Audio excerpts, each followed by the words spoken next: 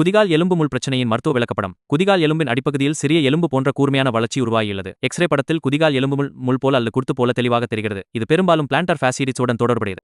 குதிகால் எலும்பு முள் ஹீல் ஸ்பர் என்பது குதிகால் எலும்பின் அடிப்பகுதியில் உருவாகும் சிறிய கூர்மையான எலும்பு வளர்ச்சி அறியப்படுது. வலி ஏற்படுவதற்கான முக்கிய காரணங்கள் நீண்ட நேரம் நிற்பது, உடல் பருமன், கால்சியம் குறைபாடு மற்றும் எலும்பு பாதிப்பு. பாதத்தில் அதிக அழுத்தம், நீண்ட நேரம் நின்று வேலை செய்வது, உடல் எடை அதிகம். இது குதிகாலில் அழுத்தத்தை அதிகரிக்கும். இந்த அழுத்தம் பாத பிரச்சனைகளை ஏற்படுத்தலாம்.